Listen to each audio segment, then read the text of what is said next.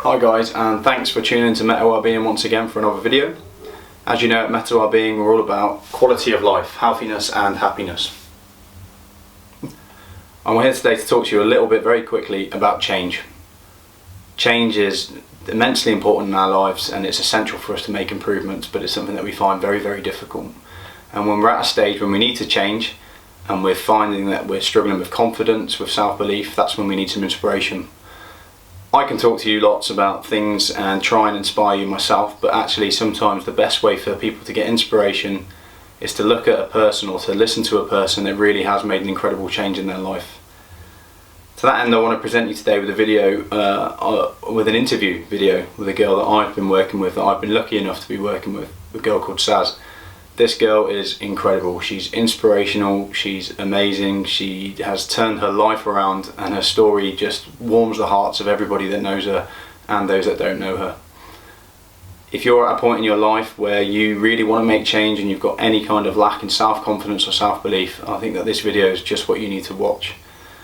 Like I said before, this girl really is incredible and this interview is raw, emotional, but full of information that will help anybody that is struggling with confidence and really needs to make that change. If you want some inspiration, motivation, or you just want to have your heart touched, then I think you're going to enjoy this video. It's about 18 minutes long, this interview, but it really is worth a watch. So go ahead and watch it and you're not going to be disappointed.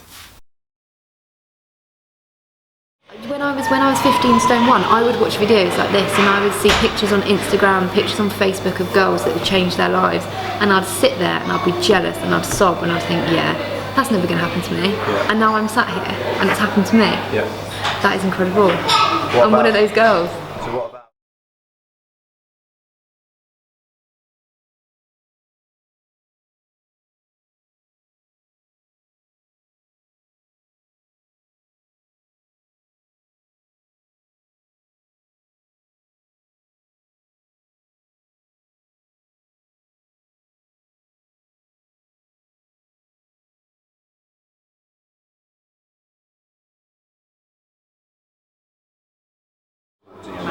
Going through you. So my health was terrible. I would walk and I'd be out of breath just from literally walking from my halls to the park. I felt uncomfortable in every situation. Overweight? I was massively overweight. I was about 15 stone, just over 15 stone. I'd make excuses about doing things that I really wanted to do because I knew that when I got there I'd be really, really embarrassed. Yeah, like little things that I'd love to do, I'd think, I can't do that, I'm too fat. And people would look at me and people would laugh at me. Okay. And I got myself into a rut because I just hated myself and had no confidence. And it was the worst couple of years of my life. So why did it carry on? Why were you getting fatter? I was getting fatter and fatter because I was eating under every situation, every emotion I would eat. If I was bored, if I was happy, if I was sad, I'd eat and eat and eat. And then I'd feel awful about myself and then I'd just choose to eat more because that made me feel better at the time. Yet the next morning I'd wake up and think, oh my god, I'm such an elephant. And I'd eat even more. Yeah, I mean, the first year of uni it was okay, and then I think in my second year of uni I was on an industrial placement and I was working away. I didn't know anybody, and I'm not going to lie, and this sounds really pathetic, but food was my best friend. I'd come back from work and I'd eat, I'd wake up in the morning, I'd eat, I'd think about food. Crap food?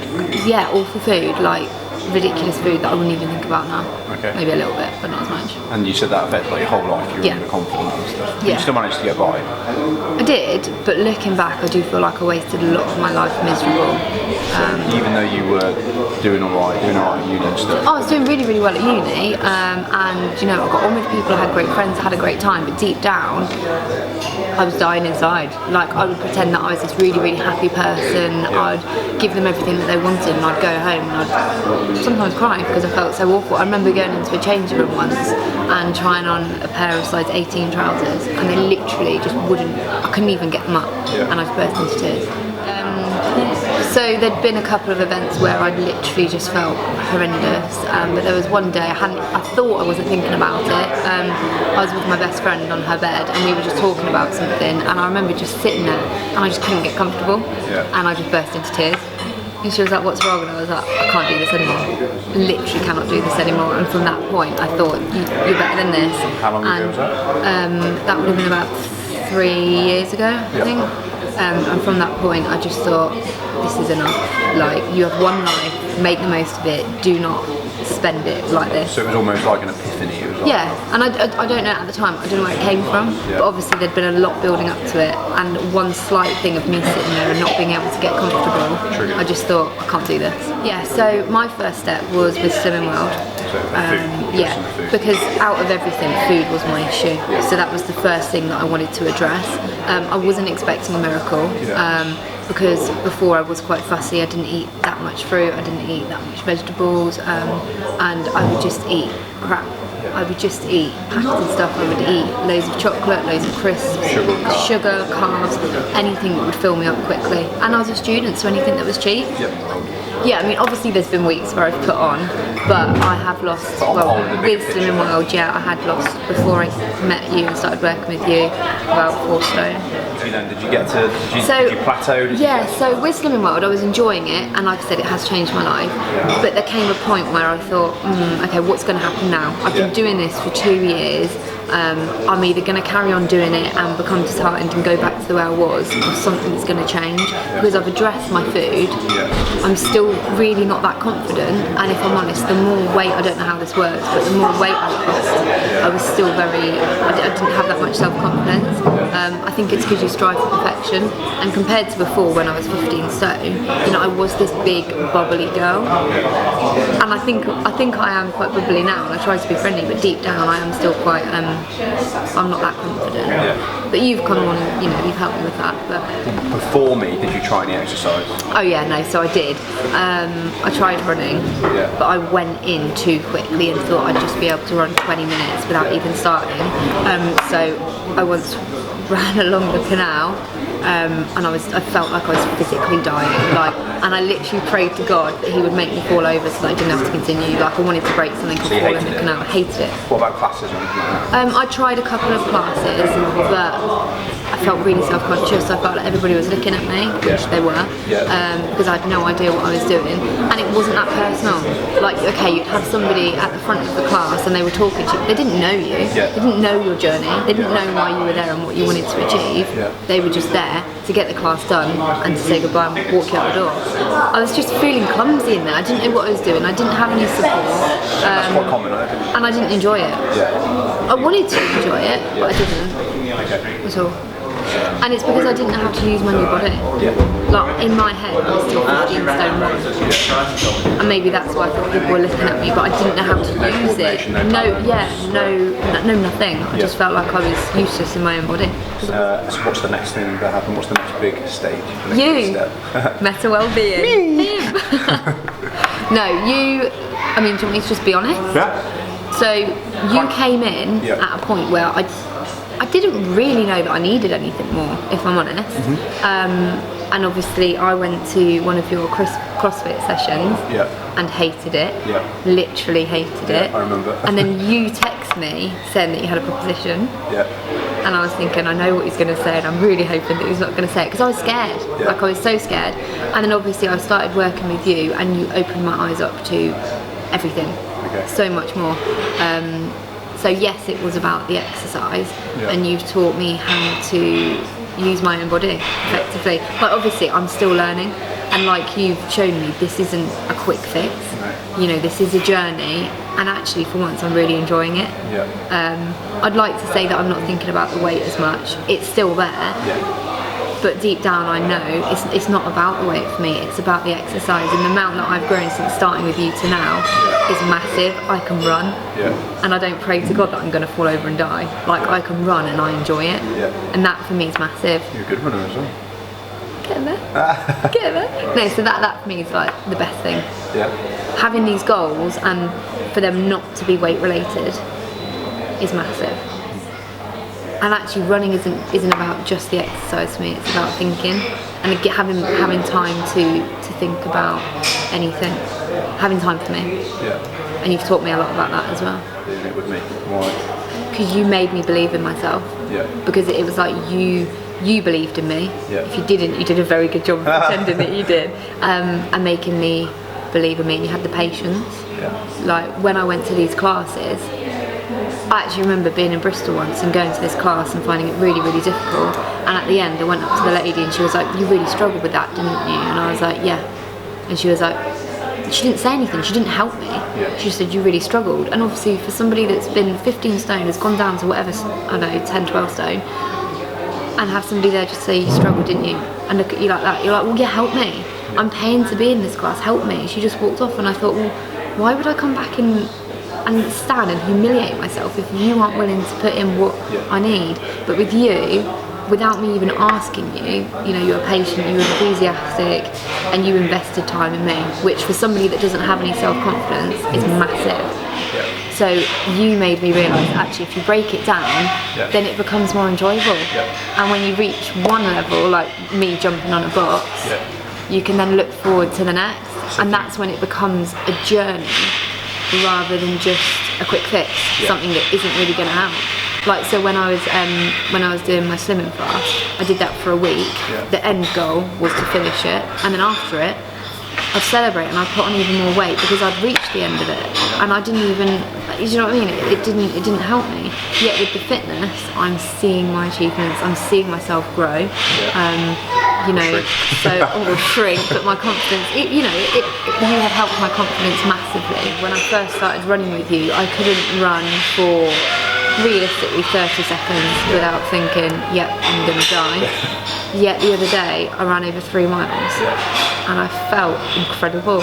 And it made me really upset because it made me think, do you know what, I can do this. Upset, but like happy sad. Emotional, because it made me think, there are so many other girls out there that could be doing the same, and I bet the one thing that's holding them back is them thinking, I haven't got the confidence, or going out why me? Like how would I be able to do this? But I know that they can. Do you think that now you'd be comfortable going to group classes? Yeah, absolutely. And actually, if at the end they said the same thing to me, then I'd have the confidence to say, well, you should be teaching me how to do it properly. So what's the difference between Saz now and Saz a couple of months ago that didn't enjoy classes? I kind of believe in myself a little bit more. And I know that it's about the journey. I can't expect just to go to a class and to smash it there. I need to go to the class for 6 weeks, see what I'm like in week 1, and then see what I'm like in 6 weeks and think, I've done it. Like, I can jump on a box now, or I can skip for a minute, or just little steps. So it's not about acceptance of the fact that you're not instantly perfect. It's about not expecting too much from yourself, but getting the balance right. You can't be lazy. If you want something, you can't just sit there and not do anything about it, which is why I got to 15 stone, because I just thought, do you know what, I can't be bothered at the moment. If you want something, you've got to go and get it. And I've always said, what's the point in setting goals? Because if you're aiming for nowhere, then that's where you'll go. And when I was 15 stone 1, I was a nobody and I was nowhere. But now I've set a goal, and I haven't smashed it, but I'm on the way to smashing it. Well, you always set the next goal, don't you? And that's what pushes you through. But that's what the journey's about, not just a quick fix. So you can set the goals, but don't aim on the end result, and have the little goals along the way. So one of mine was being able to jump on a box. Okay, so when I started work with you, I could not jump on that box. And the day that I jumped on that box, I felt like I'd achieved greatness. And now I'm pushing myself into the next step. So it is about little steps. It's not about running before you can walk. It's about finding the best way for you to achieve what you want to achieve. And it's about finding somebody or something that can keep you on track. And for me, that was Metta Wellbeing. And I'm not just saying that because you're sat in front of me. Like, it's changed my life. If I was to be sitting here now, speaking to a group of people that were me 3 years ago, then I would say, what would I say? I would say that it's okay to be scared of change, because it's natural. And when I was at 15 stone 1, I was terrified. I would literally look at other girls that had transformed their lives, and I would think, I can't do that. How could I do that?